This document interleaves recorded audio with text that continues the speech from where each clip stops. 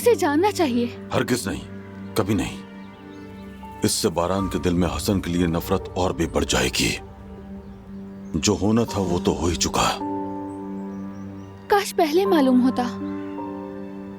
कम से कम ठीक होने के बाद तो आप बता देते। मैं कैसे बताता बेटा? तुम लोग खुशियों के सफर पर थे और मैं तुम्हारी खुशियों का रंग फीका नहीं करना चाहता था।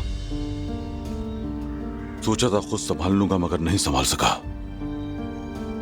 मैं कभी ये सोच ही नहीं सका कि मेरा भाई हसन मुझे बार बार बिच्छू की तरह डसेगा। मुझे समझ नहीं आ रहा कि मैं क्या कहूं। कुछ मत कहो बेटी, बस मुझे समझ लो, यही काफी है।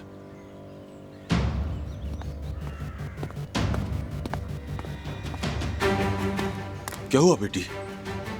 जिसका डर था वही हो गया। फरात और बारान भाई ने आयतन अम्मी की कब्र पर जाकर इंतकाम की कसम खा ली है।